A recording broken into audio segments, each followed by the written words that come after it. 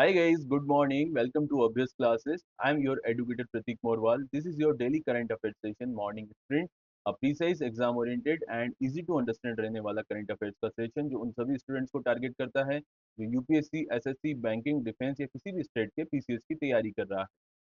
इस क्लास में जो इन्फॉर्मेशन के सोर्स रहते हैं वो रहते हैं न्यूज़पेपर जिसमें the Hindu, Al Jazeera, Mint, Indian Express, Economic Times, New York Times, Times of India जैसे न्यूज़पेपर से न्यूज़ को कवर किया जाता है। साथ ही साथ इन सेशंस में पीआईबी और एआईआर से भी न्यूज़ को कवर किया जाता है क्योंकि रिसेंटली यूपीएससी का एक करंट अफेयर्स पूछने का फेवरेट सोर्स बने हुए हैं पीआईबी और एआईआर। जब यूपीएससी ऐसा कर रहा है तो अदर एग्जामिनेशन भी यूपीएससी को फॉलो करते हैं।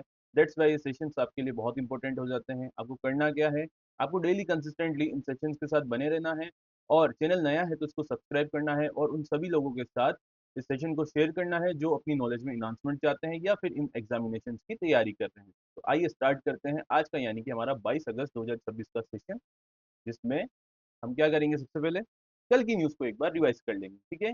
कल हमने कौन कौन सी न्यूज़ पढ़ी थी उसको देख लेते हैं। कल की पहली न्यूज़ थी आपकी तारिक रहमान जो कि बांग्लादेश के प्राइम मिनिस्टर हैं कि भारत यात्रा के लिए बांग्लादेश ने रखी एक्स्ट्राडिशन से जुड़ी शर्तें। इसमें क्या बात कर रहे हैं, वो शेख हसीना को वापस भेजो और जो उनके स्टूडेंट लीडर को जिसने मारा था, दो लोगों को जो भारत भाग के आए थे उनको भी वापस दे दो, ठीक है। दूसरी न्यूज थी आपकी कल की भारत और थाईलैंड संयुक्त सैन्य अभ्यास मैत्री का 15वां एडिशन करने जा रहा है 2026 में, ठीक है। तीसरी न्यूज थी आपकी पीएम मोदी ने सी रूट्स के विपनाइजेशन पर दी चेतावनी, 84 करोड़ की समुद्र मंथन स्कीम लॉन्च की है।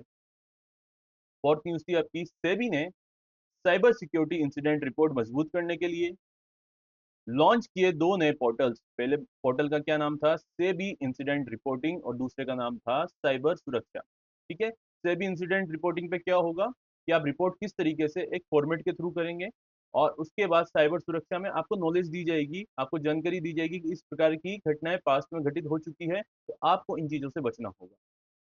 फिफ्थ न्यूज थी आपकी रक्षा मंत्री ने एनसीसी के हाई एल्टीट्यूड एक्सपीडिशन अपराजिता पराकला 2026 को फ्लैग ऑफ किया।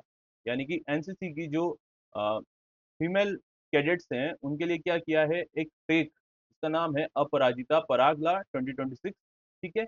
उसको एक तरीके से फ्लैग ऑफ कर दिया है रक्षा मंत्री राजनाथ सिंह ने, ठीक है। इंपॉर्टेंट है एग्जाम पर्सपेक्टिव से। सिक्स न्यूज थी तमिलनाडु ने तीसरे बच्चे के लिए भी मटर्निटी लीव की सुविधा बढ़ाई। यानी कि पहले और दूसरे बच्चे में तमिलनाडु क्या करता था, जो स्टेट गवर्नमेंट के एम्प्लॉइज थे फीमेल, उनको 365 दिन की छुट्टी देता था। ये पेड रहती थी, ठीक है, तनख्वाह नहीं कटेगी इसमें। और अब क्या करेंगे, पहले बच्चे और दूसरे बच्चे के साथ तीसरे बच्चे के लिए भी 365 दिन की छुट्टी का प्रावधान किया गया है। सेवन न्यूज थी कल की इंडियन आर्मी चीफ को नेपाल आर्मी का ऑनरेरी जनरल रैंक प्रदान किया गया था, ठीक है। आठवीं न्यूज थी इंडिया के कमला इंदौर के मध्य प्रदेश इंदौर के कमला नेहरू प्राणी संग्रहालय में बनेगा भारत का पहला वर्चुअल जू। यहाँ पे वर्चुअल जू होगा 3D और 14D टेक्नोलॉजी का इस्तेमाल करते हुए वहां पे वर्चुअली जू बनाया जाएगा। नाइन्थ न्यूज थी आपकी हरिकेन लाला, ठीक है। जो साइक्लोन होते हैं उसका नाम क्या है, हरिकेन लाला। इसने कहाँ पे अटैक किया है, हवाई आइलैंड पे, ठीक है, और मौई में। ये दोनों इसके आंसर है। तो कल का आपका एमसीक्यू था कि दिव्या देशमुख जो कि चेस मास्टर है, उन्होंने कौन सा अवार्ड जीता है 2025 में, तो उन्होंने जीता है 2025 का अर्जुना अवार्ड, ठीक है। खेल के क्षेत्र में दिया जाता है ये। तो ये सारी न्यूज हमने कल की देख ली है। आज की हमारी फर्स्ट न्यूज देखते हैं। 6 Indians aboard cargo ship hijack by pirates of Somalia, ठीक है। देखो ये इंडिया की न्यूज है इसलिए इंपॉर्टेंट है, स्टैटिक पोर्शन ऐसा कुछ नहीं है। इसमें आप देख सकेंगे कि न्यूज में क्या क्या आएगा वो एग्जाम पर्सपेक्टिव से इंपॉर्टेंट है, ठीक है। तो इसमें क्या है, 6 इंडियंस को एक कार्गो शिप पे से हाईजैक कर लिया गया है, किसके द्वारा, लुटेरों के द्वारा, पायरेट्स यानी कि समुद्र लुटेरे। और कहाँ पे ले गए हैं, ये कहाँ पे हुआ है, सोमालिया के आसपास। सोमालिया कहाँ पे है, अफ्रीका में है। और ये अफ्रीका का एक, ये जो हॉर्न होता है, हॉर्न ऑफ अफ्रीका, वहाँ का एक कंट्री है। और ये जो शिपिंग रूट है, यहाँ पे क्या होता है, यहाँ पे वर्ल्ड का ट्रेड होता है। वर्ल्ड का ट्रेड किसके लिए होता है, क्रूड ऑयल के लिए होता है, अदर शिपमेंट्स के लिए होता है। और अगर बात करें स्ट्रेट ऑफ हर्मुज का, ये भी एक तरीके से यहीं से जाने वाला इसका अल्टरनेटिव रूट होगा। तो ये एक इम्पोर्टेंट ट्रेड के नज़रिए से रूट है, इसीलिए यहाँ पे क्या हो जाता है, यहाँ पे ये जो पायरेट्स है यहाँ पे अटैक कर देते हैं। ठीक है, तो इसमें देखते हैं हम क्या क्या न्यूज है। Cameroon flag cargo vessel MV Lutuf, देखो इसका नाम क्या है, Cameroon flag cargo vessel Lutuf, इसको हाईजेक कर लिया गया है आर्म पायरेट्स यानी कि सशस्त्र पायरेट्स के द्वारा। कहाँ पे, सोमालिया पुंटलैंड रीजन, सोमालिया का पुंटलैंड रीजन। कब, 17 अगस्त 2026 को। इसमें 6 इंडियन नेशनल शामिल है। टोटल 10 लोग हैं, इसमें 6 कौन है, इंडियन से, उनको बंदी बना लिया गया है। The vessel was reportedly seized near the, देखो ये जगह के नाम है, इसको सीज कहाँ पे किया गया था, इल डिस्ट्रिक्ट ऑफ पुंटलैंड, पुंटलैंड के इल डिस्ट्रिक्ट में इनको सीज किया गया था, और बाद में इसको कहाँ पे ले जाया गया है, नुगल कोस्ट पे। हाईलाइट करता है renewed concern over maritime piracy in the western Indian ocean. Of course ये आपका, ये भारत हो जाएगा, और यहाँ पे ये इंडियन ओशियन के वेस्ट में आता है आपका सोमालिया। ये इंडियन ओशियन के वेस्ट में क्या खतरा बढ़ रहा है, पायरेट्स का खतरा बढ़ रहा है, सोमालिया के समुद्री लुटेरे। और ये कब से चला आ रहा है, 2000 से ही ये चीजें चली आ रही है। 2010 तक इसमें पीक आ गया था, लेकिन अब क्या होता जा रहा है, अब ऐसा नहीं है कि ये अब खाने की चीजें ही लूट रहे हैं, अब ये एनर्जी की चीजें लूट रहे हैं। या फिर हम बात करें एक्सरसाइज की, जिसमें आर्म्ड एक्सरसाइज होगी, जिसमें शस्त्र होंगे और टेक्नोलॉजी होगी, ये उनको भी लूटने लग गया। ठीक है, पायरेसी होती क्या है, पायरेसी आप देखिए कि एक समुद्री जहाज चल रहा है समुद्र में, जो क्या ले जा रहा है, सामान को ले जा रहा है, किसी प्रकार का सामान होता है, तो ये लुटेरे क्या करते हैं, पहले तो उस जहाज में कूद जाते हैं, और ये इनके पास संख्या बहुत ज्यादा होती है, और ये वहाँ के जो भी लोग होते हैं, क्रू होता है, उसको होस्टेज बना लेते हैं। फिर उसके बाद ये इनकी पर्टिकुलर जगह जहाँ पे ये इसको ले जाना चाहते हैं, वहां पे ले जाते हैं इस जहाज को। पहले तो ये सामान लूटेंगे, प्लस ये जो क्रू है उनकी एवज में पर्टिकुलर कंट्री से क्या मांगेंगे, कंपनसेशन मांगेंगे, है ना, डिमांड करेंगे कि हमको इतना पैसा चाहिए, ये चाहिए, वो चाहिए। तो ये इस तरीके की पायरेसी जो होती है, क्या होती है, समुद्री लुटेरों के द्वारा होती है। बिसाइड द 6 इंडियन, 6 इंडियंस के अलावा इस जहाज में कौन कौन है, एक तो टर्किश है, एक जॉर्जियन नेशनल है, और 2 सर्बियन सिक्योरिटी गार्ड्स हैं। ठीक है, तो ये सारे 10 लोगों में शामिल है। Their exact physical condition remain unconfirmed, देखो अभी तक कंफर्म नहीं हुआ है वो कहाँ पे है, कैसे है, तो अभी तक कुछ पता नहीं चला है। नेक्स्ट देखते हैं इसमें, the ship was reportedly carrying, ship क्या ले जा रहा था। आप सबसे पहले तो ये देखिए कि क्यों इतना इंपॉर्टेंट है ये। एक टर्किश वेपन्स कम्युनिकेशन इक्विपमेंट ले जा रहा था, और सैटेलाइट इक्विपमेंट ले जा रहा था ये, for a military training facility in Mogadishu. देखो मोगादिशु में एक मिलिट्री ट्रेनिंग फैसिलिटी है, वहां पे टर्किश वेपन्स, कम्युनिकेशन इक्विपमेंट और सैटेलाइट इक्विपमेंट को ये लेके जा रहा था जहाज, है ना, ये कार्गो लेके जा रहा था, इसी को लूट लिया गया है। Making the incident strategically sensitive. अब ये जो इंसिडेंट है, स्ट्रेटेजिकली बात करें या फिर ये सी रूट्स की, ये जो सी रूट पे पायरेसी हो रही है इसकी बात करें, तो ये बहुत इंपॉर्टेंट हो जाता है, बहुत क्रिटिकल हो जाता है, क्योंकि इस बार सिक्योरिटी सेंसिटिव कार्गो है ये, not a simple piracy case. यहाँ खाने की चीजों को नहीं लूटा है इस बार, सिक्योरिटी से रिलेटेड चीजों को इन्होंने लूटा है। The hijacking underlines the continuing importance of anti piracy operation. देखो क्या क्या करना पड़ेगा इन सबको रोकने के लिए, एंटी पायरेसी ऑपरेशन चलाने पड़ेंगे, मैरीटाइम सर्विलेंस करना पड़ेगा, इंटरनेशनल नेवल कोऑपरेशन करना पड़ेगा, कहाँ पे, Gulf of Aden and western Indian Ocean, जहाँ पे ये सोमालिया पड़ता है। And need to develop better sea lines of communication, इसके लिए सबको, सारी कंट्रीज को साथ में आना पड़ेगा और इन चीजों पे काम करना पड़ेगा।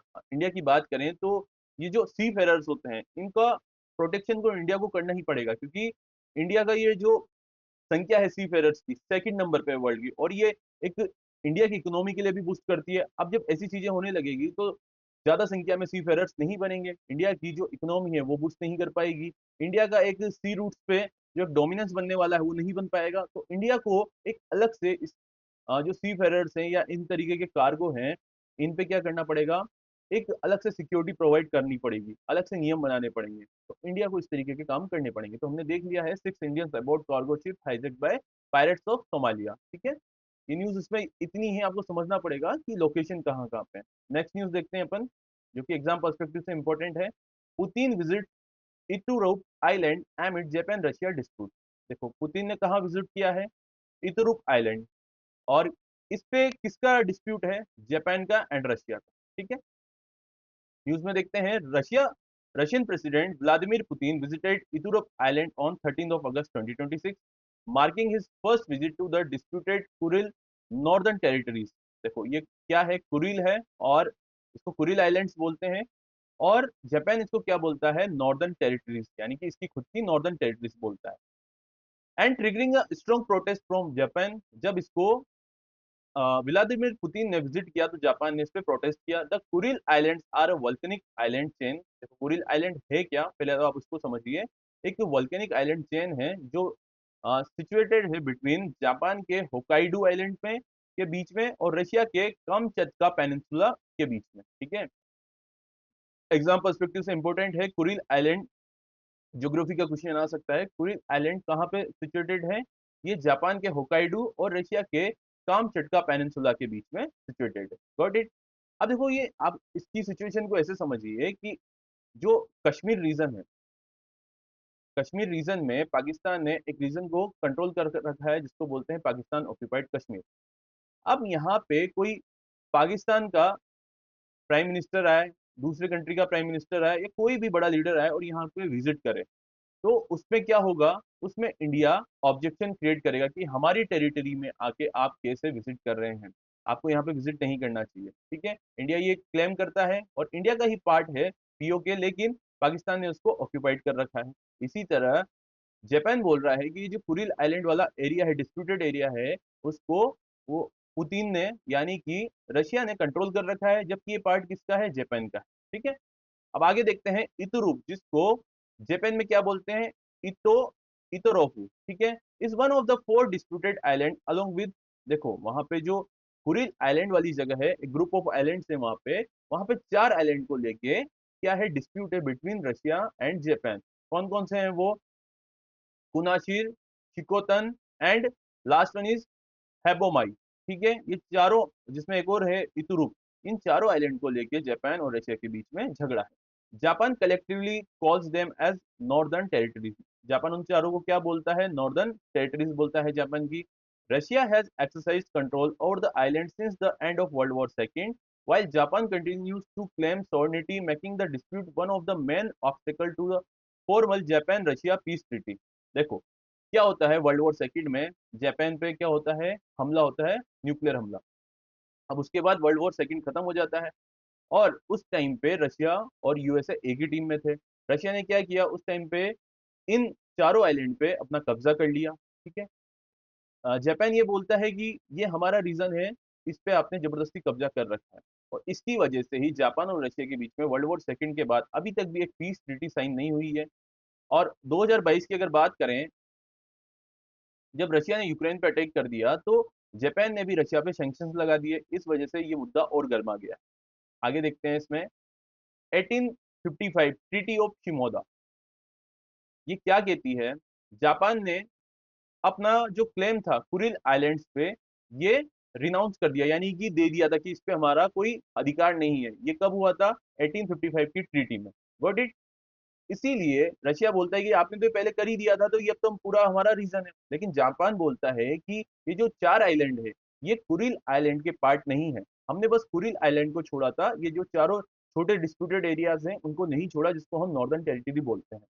वापस बात करते हैं अपन एको ट्रीटी की। 1951 में सैन फ्रांसिस्को पीस ट्रीटी हुई थी, जिसमें जापान और रशिया ने डिसाइड किया था their border through a treaty, ठीक है। इसी को क्लेम करता है जापान की इस ट्रीटी के अंतर्गत हम क्या चाहते हैं, ये चारों जो डिस्प्यूटेड एरिया है ये हमारे ही, ये नॉर्दर्न टेरिटरी का जो पार्ट है ये हमारा है। लेकिन जो पुतिन यानी कि रशिया इसको सरे से निकालता है कि ये नहीं रीजन है, आपने कुरिल आइलैंड पे क्या किया है, अपना अधिकार पहले ही हटा दिया है। तो ये दोनों ट्रीटी की अंतर्गत ही इन दोनों में झगड़ा होता रहता है। आप याद रखिएगा 1855 की ट्रीटी ऑफ शिमोदा और 1951 का San Francisco peace treaty. Got it. Next देखते हैं, during the visit Putin viewed local facility including the Yasny fish processing plant. तो पुतिन ने क्या क्या विजिट किया यहाँ पे बता रहे हैं। Japan launched a formal protest while Russia later summoned Japanese ambassador Akira Moto and reaffirmed its sovereignty. The visit highlights the visit क्या highlight करती है, strategic importance of the island and continuing impact of World War II territorial disputes on present day geopolitics, ठीक है। Amid already strained Japan Russia relation over the Ukraine war and sanction. ठीक है, तो ये सारी चीजें हैं जो रशिया और जापान के बीच में चलती आ रही है। तो हमने देख लिया ये सारी चीजें किस तरीके से इशू क्रिएट हो रहा है। ठीक है, नेक्स्ट न्यूज देखते हैं अपन।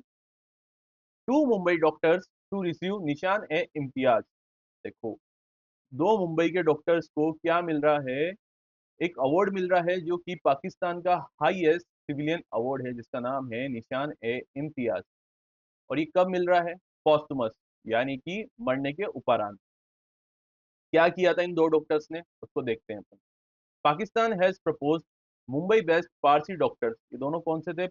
पारसी कम्युनिटी से आते थे, जिनमें पहले डॉक्टर का नाम है डॉक्टर जल रतन जी पटेल और दूसरे का नाम है डॉक्टर जल ध्याबो को। For the Nishan e Imtiaz Pakistan highest civilian honour. ठीक है, ये जो जल रतन जी पटेल थे ये डॉक्टर थे, और ये डॉक्टर जल ध्याबो को है वो रेडियोलॉजिस्ट है। ठीक है, ये क्या करते हैं? रेडियोलॉजिस्ट एक्सरे करता है। The two doctors are associated with the 1946 medical examination of Muhammad Ali Jinnah in Bombay, during which his X-ray and health condition were assessed. ये क्यों दे रहे हैं इनको अवार्ड? पहले तो आप ये बात समझिए, मोहम्मद अली जिन्ना की वजह से। मोहम्मद अली जिन्ना ने ही पाकिस्तान की फॉर्मेशन करी थी, और ये पाकिस्तान के पहले गवर्नर जनरल बने थे।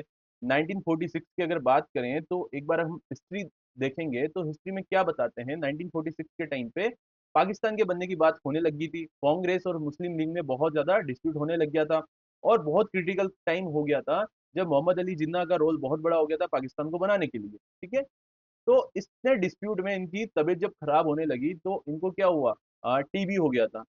तो इनको जब टीबी हो गया था तो इनका डायग्नोस किसके पास चला? जल रतन जी पटेल के पास और जल भ्याबो को के पास। ठीक है, अब इन्होंने क्या करा, जो भी इनकी बीमारी थी उसको आउट नहीं किया, यानी कि उसको डिस्क्लोज नहीं किया कि इनको ये बीमारी हो रही है, वो हो रही है, क्योंकि अगर ऐसे चीजें पता लग जाती है तो एक नेगेटिव इम्पैक्ट हो जाता है कि ये तो लीडर बहुत कमजोर होने वाला है, मरने वाला है, तो इसको क्यों बनाना है। तो बहुत सारे इम्पैक्ट हो सकते थे। तो पाकिस्तान ये कंसिडर करता है कि उस टाइम उन्होंने इस बात को छुपा के रखा, ये बहुत बड़ी बात है। और इन्होंने क्या किया है, पाकिस्तान के फॉर्मेशन में एक बहुत बहुत बड़ा योगदान दिया है, जिसके लिए हम क्या देंगे इनको? निशान इम्तियाज देंगे, हाईएस्ट सिविलियन अवार्ड। समझ में आया आपको? देखते हैं इसमें और। Historical accounts stated that doctors diagnose Jinnah with terminal tuberculosis. देखो, टीबी की बीमारी थी, and maintain strict medical confidentiality, making the episode an important part of the historical narrative surrounding partition. ठीक है, पार्टीशन के आसपास का ही ये टाइम था। Muhammad Ali Jinnah, the founder of Pakistan, played a central role in the creation of Pakistan in 1947 and died in 1948 on 11th of सितंबर। ठीक है, 11 सितंबर 1948 में इनकी मौत हो गई थी। ये ज्यादा देख भी नहीं पाए, लगभग एक साल तक इनके बनाए हुए पाकिस्तान को देख पाए, जो कि एक बहुत गलत बात थी। इन्होंने पार्टीशन करवाया, इनकी जिद पे इन्होंने पार्टीशन कराया था। The proposed award are scheduled to be formally presented on Pakistan Day. देखो, ये अब जो अवार्ड है कब मिलने जाएगा? पाकिस्तान डे, जो कब होता है? 23 मार्च को होता है हर साल। और ये 23 मार्च क्यों डिसाइड किया गया था? लाहौर रिजोल्यूशन जो कि 1940 में लिया गया था, इसकी वजह से। Got it? और ये अब 2027 में ये अवार्ड मिलेगा निशान इम्तियाज इन दोनों डॉक्टर्स को मरणोपरांत, यानी कि इनके फैमिली से कोई सदस्य जा सकता है अगर वो ऐसा पाकिस्तान का हाईएस्ट सिविलियन अवार्ड लेना चाहे। Got it? अब आप ये सोचेंगे कि मुंबई वाले डॉक्टर ने क्यों काम किया? अरे 1947 से पहले तो इंडिया और पाकिस्तान एक ही यूनिट थे ना, तो ये कहीं पे भी अपना आ जा सकते थे, और मुंबई में बेस्ट डॉक्टर्स थे तो इन्होंने वहीं पे अपना इलाज कराया था। ये जो एपिसोड है ये एक बुक में भी लिखा गया है। This episode is also part of historical narrative described in the famous book. इस बुक का नाम क्या है? Freedom at Midnight. The book was written by Larry Collins and Dominique Lapierre. ठीक है, इनके द्वारा लिखी गई है कौन सी बुक? Freedom at Midnight. इसमें और भी बहुत सारी चीजें बताई गई है कि ब्रिटिश सरकार ने किस प्रकार से विभाजन के लिए मंजूरी दी, इंडिया में उस समय क्या क्या स्थिति थी, पाकिस्तान किस तरीके से बनने जा रहा था, किस तरीके से कांग्रेस और मुस्लिम लीग में डिस्प्यूट थे, सारी बातें इस बुक में लिखी गई है। ठीक है, नेक्स्ट न्यूज देखते हैं अपन। India and Japan sign maritime security pact. India और जापान ने क्या किया है? मैरीटाइम सिक्योरिटी पैक्ट को साइन किया। आप रिसेंटली देख रहे होंगे काफी लंबे समय से कि जो भी समुद्री रास्ते से आने वाले जहाज है, जिसमें कमोडिटीज आती है, नेचुरल गैस आती है, क्रूड ऑयल आता है, उनको रोक लिया जा रहा है। क्यों रोक लिया जा रहा है? क्योंकि इससे पूरे वर्ल्ड पे आपका कब्जा हो सकता है, आपका डोमिनेंस बढ़ सकता है। अब ये यूएसए ईरान के युद्ध में उन दोनों को लड़ना चाहिए ना, लेकिन क्या हो रहा है, उन्होंने स्टेट ऑफ हॉर्मोज को चोक कर दिया, बब मंदेब को चोक करने वाले। इससे क्या हो रहा है, पूरे वर्ल्ड में जो सप्लाई है वो नहीं हो पा रही है किसी भी चीज की, और डिमांड बढ़ती जा रही है। अब वहां पे इस तरीके की दिक्कतें आ रही है तो क्या करेंगे, हर कोई व्यक्ति, हर कोई देश किस चीज में एक बात करेगा, मैरीटाइम सिक्योरिटी के लिए बात करेगा। आपने ये भी सुना होगा कहीं ना कहीं कि वर्ल्ड वॉर 2 तो हो गया, अब जो वर्ल्ड वॉर 3 होगा वो किसकी वजह से होगा, पानी की वजह से होगा। पानी यानी कि समुद्र के रास्तों की वजह से होने वाला युद्ध वर्ल्ड वॉर 3 कहलाएगा। तो इस तरीके की चीजें हो रही है। अब इंडिया और जापान ने क्या किया है, एक मैरीटाइम सिक्योरिटी पैक्ट साइन किया है, जिससे जो इंडो पैसिफिक का रीजन है, इंडो पैसिफिक का जो रीजन है, वहां पे सिक्योरिटी बनी रहे। इंडो यानी कि इंडियन ओशियन, एंड पैसिफिक यानी कि पैसिफिक ओशियन, यहाँ पे सिक्योरिटी बनी रहे। इसके लिए आपको पता है पहले भी एक क्वाड नामक ग्रुप बन चुका है इंडो पैसिफिक की सुरक्षा के लिए। और उसमें कौन कौन सी कंट्रीज थी, इंडिया थी, जापान थी, यूएसए था, और ऑस्ट्रेलिया था।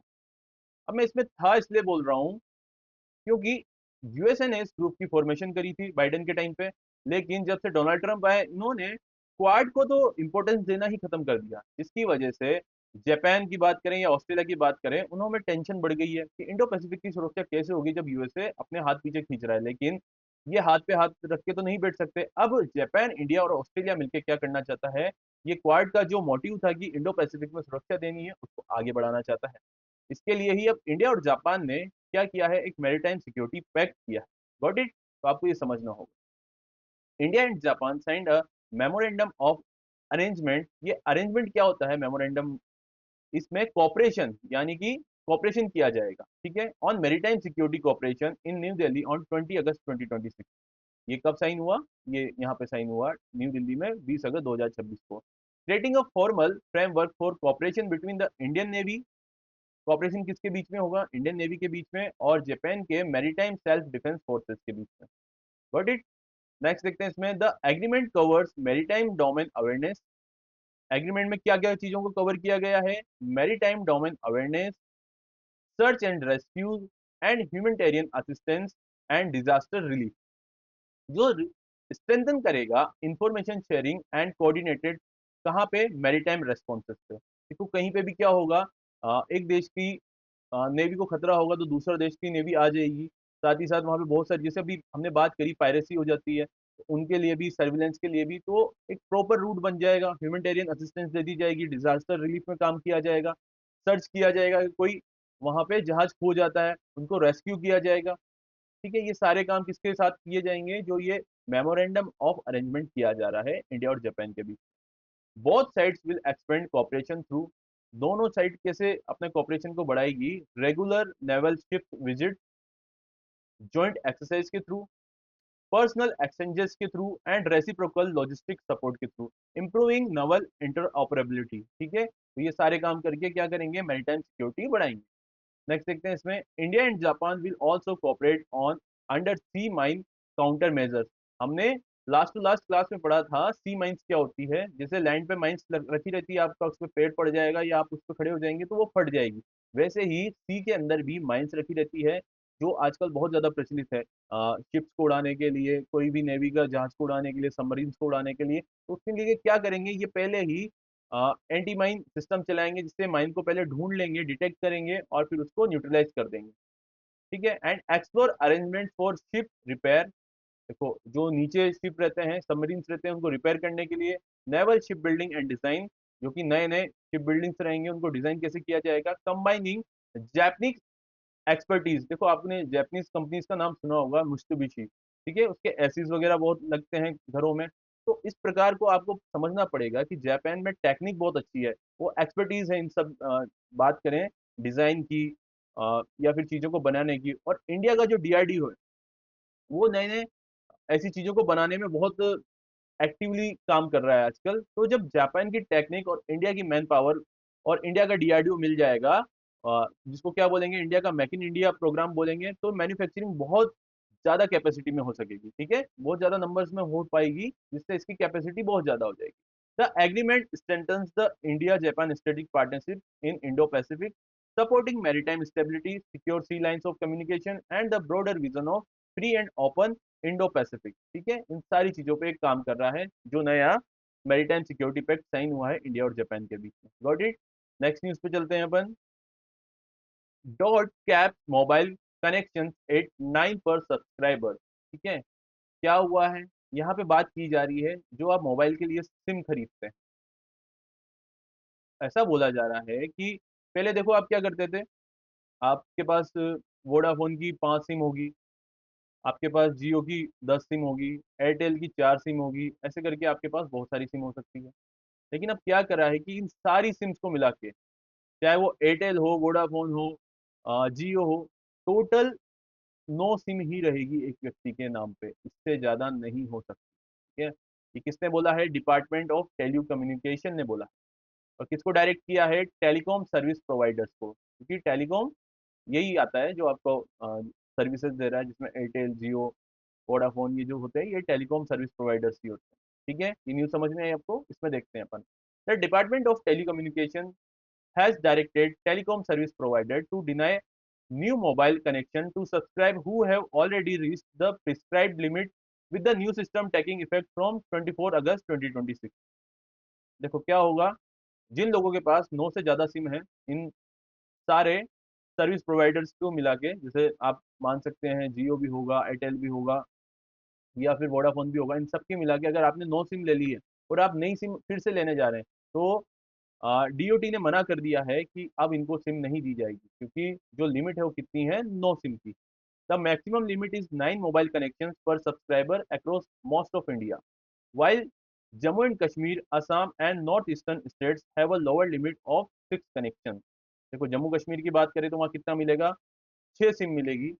असम की बात करें तो वहाँ भी 6 सिम मिलेगी। और नॉर्थ ईस्ट रीजन, जिसमें नागालैंड, मणिपुर, मिजोरम, त्रिपुरा, मेघालय, अरुणाचल प्रदेश, नागालैंड, तो ये सारे जितने भी नॉर्थ ईस्टर्न स्टेट्स हैं वहाँ पे कितनी सिम मिलेगी? 6 सिम मिलेगी। ठीक है, और बाकी रेस्ट ऑफ इंडिया में 9 सिम का प्रावधान है।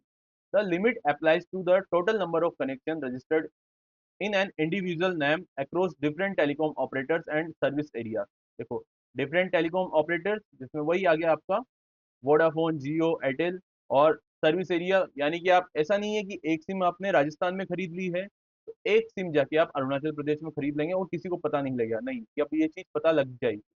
इससे प्रिवेंट करेगा subscriber from bypassing the cap by using multiple operator. अब ये सारा डाटा एक सिस्टम पर चढ़ा दिया जाएगा, जिससे पता लग जाएगा कि एक सब्सक्राइबर के पास, एक व्यक्ति के पास कितनी सिम रजिस्टर्ड है। Telecom operators will use the digital intelligence platform and subscriber record for screening. अब ये जो टेलीकॉम ऑपरेटर्स है वो क्या यूज करेंगे? डिजिटल इंटेलिजेंस प्लेटफॉर्म, जिससे पता लग जाएगा कि एक व्यक्ति के नाम पे कितनी सिम है। Subscriber record for screening, yes, ये सारी चीजें हो रही है। Representative photographs of subscriber who have reached the limit are to be made available on the platform from 23 August 2026। जिनके पास 9 से ज्यादा सिम है, उन सबका डाटा अभी यहाँ पे रजिस्टर कर दिया जाएगा 23 अगस्त 2026 को। Dot has set 30 November 2026 as the deadline to move towards real-time photograph-based verification, helping prevent excess SIM activation। देखो बहुत सारी सिम का एक्टिवेशन हो जाता है at the point of sale and strengthening action against telecom enabled fraud। देखो एक तो टेलीकॉम इनेबल्ड फ्रॉड होता है, साथ ही साथ जैसे आपने देखे होंगे बहुत सारे टेररिस्ट अटैक होते हैं, तो यहाँ पे आके सिम को परचेस करते हैं और किसी दूसरे के नाम पे करते हैं, क्योंकि वहाँ पे कोई लिमिट नहीं थी पहले। ठीक है, सिम को परचेस करते हैं, अपनी टेररिस्ट गतिविधियां करते हैं, इंडिया की इंटरनल सिक्योरिटी को ध्यान में रखते हुए। जो भी फ्रॉड होते हैं, आपने देखा होगा स्पैम कॉल्स आते हैं जो फ्रॉड हो जाते हैं, पैसा निकल जाते हैं, इन सब चीजों को रोकने के लिए डिपार्टमेंट ऑफ टेलीकम्युनिकेशन ने एक नया कदम उठाया है, जिससे पर पर्सन, पर सब्सक्राइबर 9 सिम आवंटित की जाएगी। Got it. और जो अलग अलग रीजन है, जम्मू कश्मीर, असम और नॉर्थ ईस्टर्न के स्टेट्स, वहां पे 6 सिम को आवंटित किया जाएगा। ये सारी न्यूज है इसके बारे में। नेक्स्ट देखते हैं अपन। साइंटिस्ट डिस्कवर मेगा अर्थ GJ523b। देखो साइंटिस्ट ने क्या डिस्कवर किया है? एक मेगा अर्थ। ये तो हो गया आपका अर्थ, और ये अर्थ से भी जो बड़ा रहेगा उसको बोलेंगे mega earth. 23 times more massive than our planet. पृथ्वी जितनी बड़ी है उससे भी 23 गुना बड़ी एक संरचना जो स्पेस में है, उसको किसने ढूंढा है? साइंटिस्ट ने ढूंढा है, जिसको बोल रहे हैं हम मेगा अर्थ। इसमें देखते हैं अपन, scientist identify GJ523b, an unusual mega Earth exoplanet with a radius of about 2.55 times Earth radius and a mass of 3.5 Earth masses and a high bulk density of 7.8 ग्राम पर सेंटीमीटर क्यूब। ठीक है, अब ये सारी चीजें हमने पढ़ ली है, अब इसको समझते हैं क्या है एक्सोप्लैनेट। क्या होता है एक्सोप्लैनेट? एक ऐसा प्लैनेट होता है जो एक्स्ट्रा में होता है, यानी कि सोलर सिस्टम के बाहर होता है। सोलर सिस्टम क्या होता है कि जो 8 आपके प्लेनेट है वो सूर्य के आसपास चक्कर लगा रहे हैं एक पर्टिकुलर ऑर्बिट में, तो वही क्या हो जाएगा, आपका सोलर प्लेनेट हो जाएगा। लेकिन जो ये एक्सो प्लेनेट यानी कि एक एक्स्ट्रा ऐसा प्लेनेट है जो सोलर सिस्टम के बाहर है, यानी कि ये सूर्य के चारों ओर चक्कर नहीं लगा रहा है, इसका एक अपना खुद का स्टार होगा। ठीक है, ये उसी के आसपास अपना चक्कर लगा रहा है। अब ये स्टार होगा, यानी कि जो सूर्य है वो भी तो एक तारा है, उसको क्या बोलते हैं अपन, तारा बोलते हैं, स्टार है। तो जितने भी प्लेनेट है सूर्य के आसपास अपने चक्कर लगाते हैं, वैसे ही ये जो नया बड़ा मेगा अर्थ है ये किसके आसपास चक्कर लगा रहा है, ये खुद के एक स्टार के आसपास एक पर्टिकुलर ऑर्बिट में चक्कर लगा रहा है। अब इसको मेगा अर्थ क्यों बोला है? मेगा अर्थ के लिए एक डेफिनेशन होती है कि उसकी जो रेडियस होगी, उसकी रेडियस कितनी होनी चाहिए, अर्थ की रेडियस से 2.1 टाइम्स ज्यादा होनी चाहिए। तो अब ये कितनी है, 2.55। और इसका जो डेंसिटी है, ठीक है, डेंसिटी कितनी है, कितनी होनी चाहिए, मिनिमम 5.5 ग्राम पर सेंटीमीटर क्यूब होनी चाहिए, लेकिन इसकी कितनी है, 7.8। अब ये डेंसिटी ज्यादा है, ऑब्वियसली ज्यादा है, तो ये तो एक मेगा अर्थ का पैरामीटर में सेट हो जाती है, इसलिए इसको हम मेगा अर्थ बोल रहे हैं। जब डेंसिटी ज्यादा होगी इसका मतलब वहां पे रॉक्स ज्यादा होगी, उस पर्टिकुलर प्लेनेट में रॉक्स ज्यादा होगी, और वहां पे मेटल्स, मेटेलिक चीजें ज्यादा होगी। अब ये जब ये चीजें ज्यादा होती है तो आसपास के एरिया से क्या करते हैं, ये जो आपकी गैस होते हैं उनको ट्रैप करने लग जाते हैं, उनको गुरुत्वाकर्षण बल के द्वारा खींचने लग जाते हैं। ठीक है, तो ये सारी चीजें मेगा अर्थ में होगी। आपको समझ लिया मेगा अर्थ क्या हुआ, एक्सोप्लैनेट क्या हुआ, ये हमने समझ लिया है। आगे इसमें देखते हैं और क्या क्या है। A mega Earth is a proposed class of massive high-density rock exoplanets. GJ 523b is unusual because such a massive rocky core would normally be expected to accumulate the thick gases envelope. हमने बात कर ली है, अगर ये बड़ा होता है, बहुत ज्यादा डेंसिटी में होता है, क्या करते हैं, गैस का एनवलप बना लेते हैं, गैस को अपने आप आकर्षित करते हैं। GJ523b ऑर्बिट्स अ मिड के ड्वार्फ स्टार, ये जो स्टार के चारों ओर चक्कर लगा रहा है वो क्या है, मिड के ड्वार्फ यानी कि छोटा स्टार है, and completes one revolution in 17.75 days. देखो ये कितने दिन में चक्कर कंप्लीट करता है, 17.75 दिन में एक चक्कर पूरा करता है इस स्टार का। और सूर्य का चक्कर पृथ्वी कितने दिन में लगाती है, 364 बाई वन, मतलब आप ये समझ सकते हैं सवा 364, 365 दिनों में अर्थ का, अर्थ सूर्य का एक चक्कर लगाती है। और इसी तरीके से जो ये नया GJ523b है वो उसके स्टार का कितने दिनों में चक्कर लगाता है, 17.75 दिन में, with an estimated zero albedo equilibrium temperature of 538 kelvin. ठीक है, 538 केल्विन, यानी कि इसमें से अपन 273 अगर माइनस करें तो ये आता है 5 13.764। ठीक है, इतना इसका टेम्परेचर रहेगा। तो ये सारी चीजें हैं इसके बारे में। और देखते हैं अपन, the planet was studied using transit observation from NASA sees and radical velocity measurement from the NEID spectrograph on the विन 3.5 मीटर्स टेलीस्कोप इन एरिजोना। देखो पढ़ने के बाद तो कुछ समझ में नहीं आएगा, लेकिन आप ये समझिए इसका जो ऑब्जर्वेशन हो रही है, इस पे बात कैसे की जा रही है, ट्रांजिट ऑब्जर्वेशन फ्रॉम नासा टीज। इसमें क्या होता है कि जब भी ये जैसे है ना, पृथ्वी हो गया, ये सूर्य पे चक्कर लगाएगी चारों तरफ, तो एक बार कहीं ना कहीं पे तो चारों ओर सूर्य पे क्या पड़ेगा, शेडो पड़ेगा। इसी प्रकार ये जो बड़ा अर्थ है, अर्थ मेगा अर्थ जिसको बोला जा रहा है, वो जब इसके तारे के यानी कि स्टार के आसपास चक्कर लगाएगा तो वहां पे शेडो बनाएगा। कितना शेडो बना रहा है उससे ही इसकी कितना बड़ा है, कितना नंबर में बड़ा है, ये उसको ऑब्जर्वेशन किया जा रहा है। साथ ही साथ एक होता है आपका रेडिकल वेलोसिटी मेजरमेंट, जिसमें ये अकेला ही नहीं घूमता, ये क्या करता है, जो इसका तारा होता है, ये स्टार होता है जिसके चारों तरफ ये चक्कर लगाएगा, उसको भी बबल फॉर्म में वाइब्रेट करेगा ये। ठीक है, इन दो टेक्निक से पता लग रहा है कि ये जो मेगा अर्थ है किस प्रकार से काम करेगा। The estimated 169 million year old planetary system and GJ523b's unusually high mass and density provide an important opportunity to study। ये अपॉर्चुनिटी दे रहा है वैज्ञानिकों को स्टडी करने के लिए, किसके लिए? प्लेनेटरी फॉर्मेशन के लिए, इवोल्यूशन के लिए, and the transition between Rocky planets and gas rich world. ठीक है, तो ये हमने न्यूज़ देख ली है। आपको याद रखना पड़ेगा कि मेगा अर्थ क्या होता है और एक्सोप्लैनेट क्या होता है, और ये जो नया प्लैनेट है कितना बड़ा है, कितना टाइम्स बड़ा है, ये सारी चीजें। नेक्स्ट देखते हैं अपन news. Visakhapatnam gets new submarine rescue test plinth. Visakhapatnam eastern coast में आता है इंडिया के, और ये ईस्टर्न कमांड है। अगर हम नेवी की बात करें, ईस्टर्न कमांड है, और ये कहाँ पे आ रहा है? आपके इंडिया के eastern coast, Andhra Pradesh. Got it. पहले तो आपने विशाखापट्टनम के बारे में जान लिया। अब इसने क्या किया है, एक नया सबमरीन रेस्क्यू टेस्ट प्लिंथ को आ, पाया है। कैसे को पाया है, क्या है? सबसे पहले तो आप ये समझिए, इसमें तीन मशीन के काम है। पहला है सबमरीन, दूसरा है सबमरीन को बचाने वाला, और तीसरा है सबमरीन को बचाने वाले को वापस से बचाने वाला। ठीक है, ये तीन मशीन आपको इसमें समझनी पड़ेगी। पहले हम न्यूज देख लेते हैं, फिर इसको समझते हैं।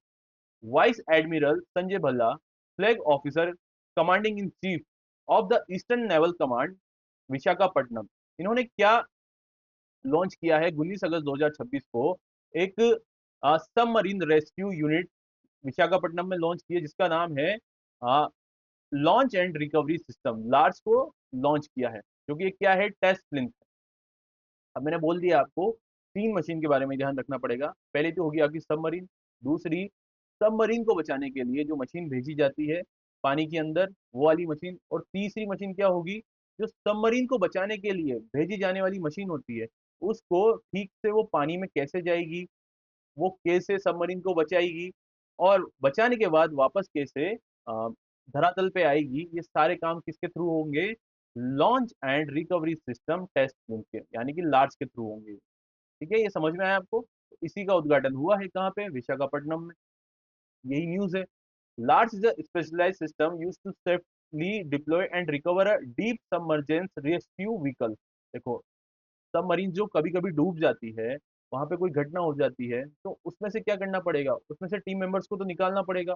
उसको निकालने के लिए कौन जाएगा? डीप सबमर्जेंस रेस्क्यू व्हीकल जाएगा। अब ये रेस्क्यू व्हीकल वहां पे ही एग्जैक्ट लोकेशन पे जाना चाहिए, उसमें पहले से कोई खराबी ना हो, उसका प्रॉपर रख रखाव किया जाए। ये सारे काम किसके थ्रू होंगे? Launch and recovery system, LARS के थ्रू। ठीक है, तो ये सारी चीजें हैं during submarine rescue operation. A DSRV यानी कि deep submergence rescue vehicle is an underwater rescue platform designated to reach a distressed or disabled submarine and assist in the evacuation of trapped personnel। ठीक है, जो फंसे हुए personnels हैं और जो टूटी हुई या फंसी हुई सबमरीन है, उसको निकालने के लिए काम में लिया जाता है।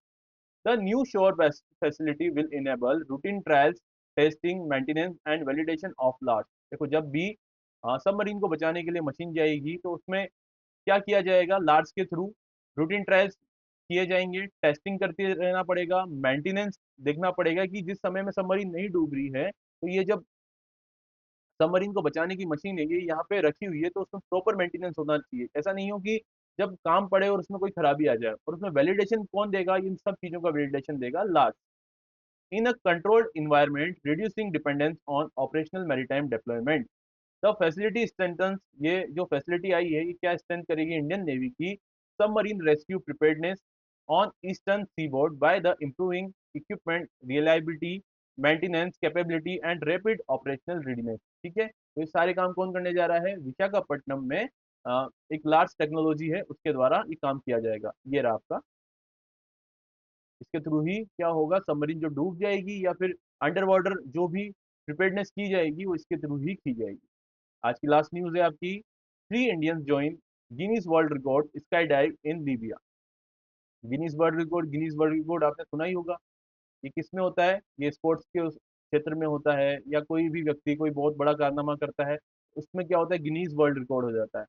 तो वर्ल्ड रिकॉर्ड कैसे बनाया है? 3 इंडियंस ने बनाया है। किसमें? Sky diving. स्काई डाइविंग क्या होती है? बहुत ऊपर आसमान से जमीन पे कूदना, किसके थ्रू? पैराशूट के थ्रू। ठीक है, ये आपको समझ में आ गया। इसमें 3 इंडियंस ने गिनीज वर्ल्ड रिकॉर्ड बनाया। अब वो 3 इंडियंस कौन है, क्या है, इसको अपन न्यूज को समझते हैं। The 3 Indians participant unfurled the Indian tricolor during the jump, and the feat was verified by Guinness World Record on 14 अगस्त 2026। देखो, भारत के स्वतंत्रता दिवस यानी कि 15 अगस्त से पहले ये कारनामा किया गया था।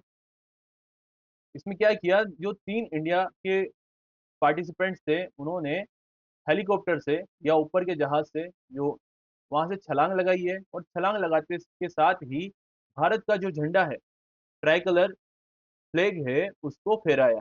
ठीक है, और ये कितनी ऊंचाई से है? बहुत ज्यादा ऊंचाई से होगा, इसीलिए इसको गिनीज वर्ल्ड रिकॉर्ड में शामिल किया गया। The record was recognised for, ये जो रिकॉर्ड रिकॉर्ड है क्यों रिकॉग्नाइज किया गया है? क्योंकि most sky divers jumping simultaneously with national flag. देखो, सारे के सारे जो स्काई डाइवर्स हैं वो अपने अपने कंट्रीज के फ्लैग के साथ इसमें कूदे हैं, और इसमें इंडिया के 3 थे जो तिरंगे को लहरा रहे हैं। बहुत बड़ी बात है इतनी हाइट से करना, और इंडिया के लिए एक प्राउड मोमेंट है, क्योंकि गिनीज वर्ल्ड रिकॉर्ड में ये शामिल हो गए हैं। फ्रॉम अ सिंगल एयरक्राफ्ट, एक ही एयरक्राफ्ट से बहुत सारे जो नेशनल से लोग हैं वो कूदे हैं और अपने अपने देश के झंडों को उन्होंने लहराया है।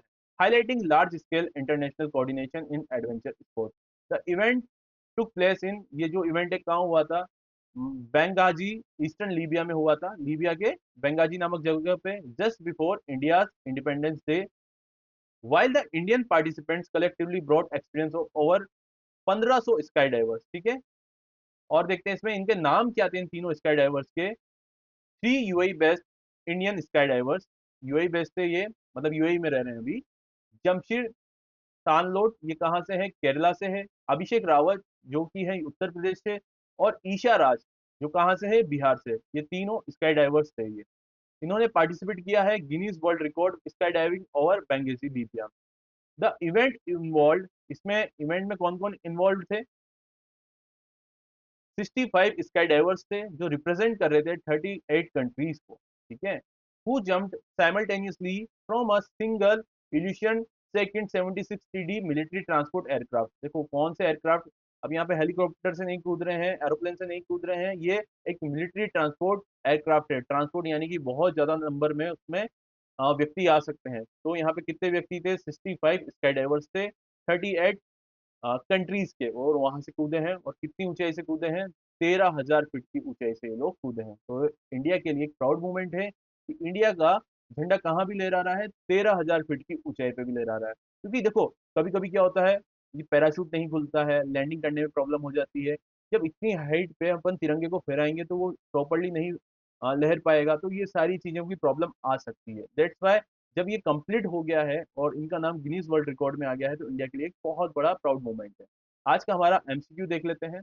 Waste Bengal hosted its first Kochal Mahotsav on 18 August 2026 at which place? Options are: A is Salt Lake Stadium, B is Balrughat Stadium, C is Eden Garden, and last one D is Kanchenjunga Stadium। आपको इसका answer comment box में करना है। हमने आज की सारी news को कवर कर लिया है, और हमारी क्लासेस वापस से मंडे से रिज्यूम हो जाएगी। आपके जो भी रिव्यूज है, एडवाइस है, सजेशन है, आप कमेंट बॉक्स में दे सकते हैं, और इस क्वेश्चन का आंसर भी आपको कमेंट बॉक्स में करना पड़ेगा। Thank you for watching, keep watching with Abhyas classes.